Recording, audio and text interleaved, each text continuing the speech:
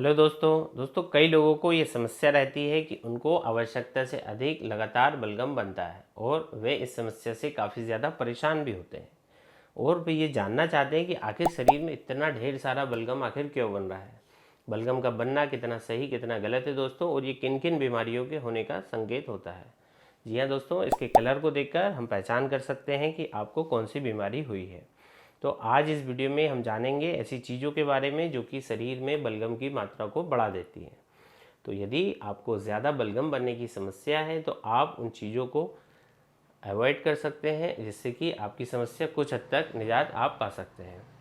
ज़्यादा बलगम बनने से रोकने की जो होम्योपैथिक दवाइयाँ हैं उनके बारे में मेरे चैनल पर कई सारे वीडियोज़ अवेलेबल हैं, आप उन्हें देख सकते हैं। यहाँ पर हम बात करेंगे कुछ टॉपिक्स पर, जैसे कि बलगम का बनना कितना सही कितना गलत, और उसके कलर के बारे में, और ऐसी कौन सी चीज़ें हैं जो कि आपको अवॉइड करनी है इस समस्या में। तो दोस्तों वीडियो को अंत तक ज़रूर देखिएगा, बहुत ही यूज़फुल ये वीडियो होने वाला है आप सभी लोगों के लिए। और अभी तक यदि आपने चैनल को नहीं सब्सक्राइब किया है तो प्लीज़ सबसे सब्सक्राइब कर लीजिए, ताकि आगे कई सारे वीडियोज़ आने वाले हैं इस टॉपिक के ऊपर। बढ़ते हैं दोस्तों वीडियो की तरफ। तो दोस्तों, बढ़ते पॉल्यूशन और कोरोना जैसी बीमारी ने लंग्स की हालत ख़राब कर दी है। कफ या बलगम की समस्या अब बूढ़े लोगों को ही नहीं जबकि बच्चे और जवानों को भी परेशान कर रही है। कई बार कफ किसी न किसी गंभीर बीमारी का भी हमें संकेत देता है। कफ या बलगम का रंग शरीर में पल रही कई सारी बीमारियों की हमें जानकारी देता है, और इसको आप समय रहते यदि समझ जाते हैं तो उन बीमारी पर आप काबू पा सकते हैं। बलगम का रंग बता देता है कि आपकी लंग्स की हालत अंदर से कैसी है, या आप कोई टीबी या कोई अन्य तरह के इन्फेक्शन वाली बीमारियों से तो नहीं ग्रसित हैं। तो चलिए दोस्तों जान लेते हैं कि बलगम के रंग हमें क्या क्या संकेत देते हैं। तो सबसे पहले पारदर्शी या ट्रांसपेरेंट कफ में काले रंग के कण। अगर आपको खांसते हुए ट्रांसपेरेंट कफ आ रहा है और उसमें कुछ काले रंग के कण या धागे जैसे स्ट्रक्चर नज़र आ रहे हैं तो समझ लीजिए प्रदूषण या धूल कण का संकेत है। छाती में आपके प्रदूषण जमा हो गया है और जो कि कफ के द्वारा बाहर निकल कर आता है। दोस्तों इसके बाद आता है सफ़ेद रंग का बलगम। सफ़ेद रंग का बलगम टीबी का संकेत हो सकता है। कई बार ये अस्थमा और सीओपीडी जैसी गंभीर बीमारियों के संकेत हो सकता है। सफ़ेद कलर का बलगम ये आपके फेफड़ों में संक्रमण का हमें संकेत देता है। इसके बाद एक कलर आता है पीला या हरे रंग का बलगम। तो जब कफ या खांसी के साथ बलगम का जो रंग है पीला या हरे रंग का नज़र आ रहा है तो ये लंग्स में इन्फेक्शन का संकेत है। ऐसी टीबी की स्थिति बहुत ज़्यादा जब एडवांस हो जाती है तब होता है, या फिर इन्फेक्शन जैसे साइनसाइटिस है, इनकी एडवांस स्टेज में हमें इस तरह का कफ नज़र आता है। इसके बाद है दोस्तों गोल्डन या चिपचिपा सा बलगम। बहुत अधिक चिपचिपा एकदम गोल्डन कलर का गाढ़ा कफ जो है दोस्तों साइनसाइटिस की समस्या का संकेत है। ऐसा तब होता है जब नाक के अंदर मोल्ड स्पोर्स जैसे इन्फेक्शन की हमें समस्या हो जाती है। फिर आता है लाल या गुलाबी रंग का बलगम। बलगम का रंग यदि लाल या गुलाबी रंग का हो रहा है तो इसका मतलब है कि फेफड़ों की जो रक्त वाहिकाएं हैं इससे खून का रिसाव हो रहा है, और कई बार ये नाक और गले के संक्रमण के कारण भी ऐसा हो सकता है। और ये इसलिए होता है कि वहाँ पर जो है ब्लीडिंग हो जाती है, जो कि कफ के साथ जो है आपको खून मिला हुआ उसमें देखने को मिलता है। कई बार नाक की जो अंदर की लेयर है ये भी ड्राई हो जाती है, इस कारण भी ब्लीडिंग होने के कारण इस तरह का कलर आता है। इसके बाद आता है दोस्तों काले कलर का बलगम। काले कलर का बलगम ये बताता है कि आपके लंग्स में गंदगी जमकर भरी हुई है और लंग्स को क्लीन करने की अब ज़रूरत है। फेफड़ों कोरोना के टाइम पे भी दोस्तों हमने देखा था कि फेफड़ों से काले कलर का कफ आ रहा था।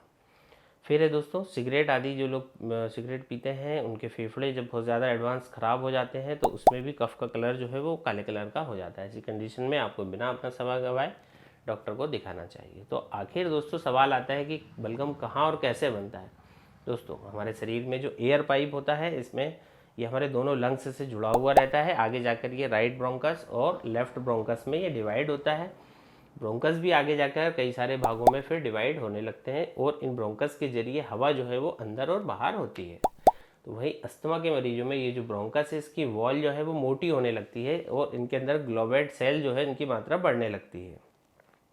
एक तो इनकी वॉल थिक हो गई, ग्लोबेट की मात्रा जो सेल्स है जो कि बलगम बनाते हैं ये ज़्यादा मात्रा में बलगम का प्रोडक्शन फिर बढ़ा देते हैं। तो दोस्तों आखिर ये बलगम का बनना कितना सही है कितना गलत है जानते हैं। तो दोस्तों ये बात बिल्कुल सही है कि हमें इन्फेक्शन से बचाता है।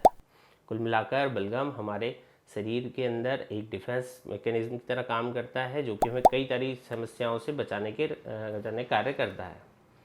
शरीर के अंदर पैदा हुए बैक्टीरिया को ये अपने साथ चिपका लेता है और इसे बाहर निकालने का काम करता है। इसलिए जब आप डॉक्टर के पास जाते हैं तो वह बलगम को बाहर निकालने वाली दवा या तरीका आपको बताते हैं, ताकि शरीर में बनी हुई जो समस्या है वो बाहर निकल जाए और चेस्ट आपका हल्का हो जाए। बलगम आपके श्वसन तंत्र में वायरस और एलर्जी से बचाने के लिए महत्वपूर्ण भूमिका निभाते हैं। हालांकि बहुत अधिक और गाढ़ा बलगम जो है दोस्तों, कफ और कई सारी जलन जैसी समस्याएं भी पैदा कर सकता है। अब सवाल आता है कि बहुत अधिक कफ बनने का क्या कारण है। तो जवाब है दोस्तों, कुछ तरह की बीमारियां। देखिए, आपका जो इम्यून सिस्टम है वो आपको सर्दी और साइनस इन्फेक्शन सहित कई सारी बीमारियों से लड़ने के लिए एक रिएक्शन शुरू करता है, और इस प्रतिक्रिया के एक हिस्से के रूप में आपका जो शरीर है अत्यधिक मात्रा में बलगम का प्रोडक्शन करता है, जिससे आपको खांसी आती है, नाक बहती है, गले में आपको खराश होती है और कई बार सांस लेने में भी तकलीफ आपको होती है। तो कई तरह की क्रॉनिक बीमारियां जैसे कि सिस्टिक फाइब्रोसिस है, अस्थमा है, क्रॉनिक ऑब्स्ट्रक्टिव पल्मोनरी डिसीज़ है, जो म्यूकोजल जो टिश्यू है दोस्तों, इसको ये ख़राब कर देते हैं, और इसी के कारण फिर अत्यधिक मात्रा में आपको बलगम जो है वो बनता है। तो चलिए दोस्तों, अब हम बात कर लेते हैं उन चीज़ों के बारे में, खाने पीने की चीज़ों के बारे में, जिससे कि ज़्यादा बलगम बनने के लिए जो रिस्पॉन्सिबल है, जिससे आपको बचना चाहिए। तो यहाँ पर हम 7 प्रकार के फूड की बात करेंगे जो कि कफ को बढ़ाते हैं। नंबर 1 पे है कि हिस्टामिन से भरपूर खाद्य पदार्थ। दोस्तों, ऐसे फूड खाने के जिसमें कि आपका शरीर में आपके जो कि हिस्टामाइन ये जो जारी करते हैं, ये बलगम के प्रोडक्शन को बढ़ा देते हैं। हालांकि ये उन लोगों को ही ज़्यादा प्रभावित करते हैं जिनके पास हिस्टामिन के प्रति संवेदनशीलता या इंटॉलरेंस है।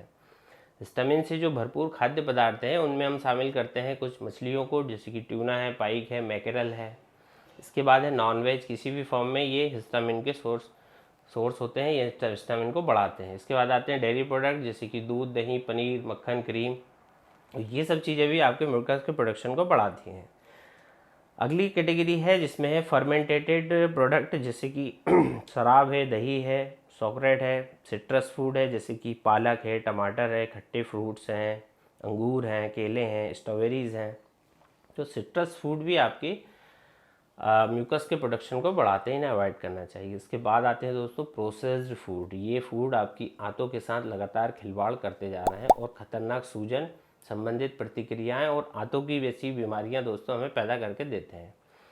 इन कृत्रिम पदार्थों द्वारा अत्यधिक और अपर्याप्त बलगम का दोस्तों उत्पादन दोनों को ये ट्रिगर करते हैं, इसलिए इनको अवॉइड करना चाहिए। फिर आती है चॉकलेट बलगम उत्पादन को बढ़ाने में योगदान दे सकती है, खासकर कि यदि आपको एसिड रिफ्लक्स की समस्या हो, जैसे कि लेरिंगोफेरेंजियल रिफ्लक्स या गैस्ट्रोइसोफेजियल रिफ्लक्स नाम की बीमारी GERD आपको है, तो ऐसे में चॉकलेट आपके निचले और ऊपरी इसोफेजियल स्फिंक्टर को दोस्तों कमज़ोर कर सकती है। ये स्फिंक्टर क्या करते हैं, द्वारपाल के रूप में काम करते हैं, जो ये सुनिश्चित करते हैं कि जो भी आप भोजन और तरल पदार्थ ले रहे हैं उसको ये उचित दिशा में ही जाने दें, उसको विपरीत दिशा में जाने से रोकते हैं। तो पेट में जो आपके एसिड बना हुआ है यह आपके इसोफेगस या स्वर यंत्र तक प्रवेश ना करे, इसके लिए स्फिंक्टर दोस्तों इसको रोकते हैं, जो कि इस बीमारी में आपके कमज़ोर हो जाते हैं, जिससे कि आपको आवाज़ बैठना, गले में खराश होना, सीने में जलन होना, इस तरह की एसिड रिफ्लक्स से दिक्कत आती है, और एसिड रिफ्लक्स होने से आपको बलगम की समस्या बढ़ती है। इसके बाद आता है दोस्तों कॉफ़ी या कैफ़ीन। ये भी एक प्रकार का केमिकल ही है जो कि आपके इसोफेजियल स्फिंक्टर को दोस्तों कमज़ोर बनाते हैं। लगातार ज़्यादा मात्रा में चाय कॉफ़ी का सेवन आपके लिए हानिकारक है। तो पेट में आपके जो एसिड है वो आपके इसोफेगस और गले तक वापस आ सकता है, जिससे कि आपको जलन और आपका कफ दोस्तों ये बढ़ सकता है, इसलिए इनको अवॉइड करना चाहिए। फिर आती है दोस्तों शराब। अन्य खाद्य पदार्थों की तरह या पेय पदार्थ जो अपन लेते हैं, जो कि अभी जो आपने बात की जिसमें कि बलगम ज़्यादा बन रहा था, उसी में एक चीज़ है शराब, जैसे कि दोस्तों इसोफेजियल स्फिंक्टर को ये भी कमज़ोर बना देते हैं, जलन वहाँ पर ये पैदा कर सकते हैं और कफ की मात्रा को बढ़ा सकते हैं। शराब एक मूत्रवर्धक भी है, जिससे कि यदि आप अत्यधिक मात्रा में शराब का सेवन करते हैं तो इससे आपके शरीर में पानी की कमी हो जाती है, जिससे कि जो कफ है इसका जो निष्कासन है दोस्तों ये निकलना मुश्किल हो जाता है। इसके बाद आती है दोस्तों कार्बोनेटेड पेय पदार्थ, जो कि आजकल यंग जनरेशन में बहुत ज़्यादा लाइक किए जा रहे हैं, कोल्ड ड्रिंक, सॉफ्ट ड्रिंक वगैरह। इससे भी आपको बार बार कफ होने की समस्या हो सकती है। कार्बोनेटेड पेय पदार्थ में आपके जो ड्रिंक्स होती हैं इनमें गैस भरी हुई होती हैं, और दोस्तों अधिक गैस के कारण आपको जलन और संबंधित कफ हो सकते हैं। कुछ और खाद्य पदार्थ जो इस समस्या को ट्रिगर करते हैं दोस्तों, तो एक स्टडी के अनुसार ऐसा पाया गया कि जिन लोगों को GERD की समस्या है और ऐसे खाद्य पदार्थ जिससे GERD की समस्या बढ़ती है, उनमें है कि दोस्तों उनको आपको अवॉइड करना है, जैसे कि तला हुआ खाना, मिर्च है, टमाटर है, खट्टे फ्रूट्स हैं, पुदीना है, या फिर फैटी मांस।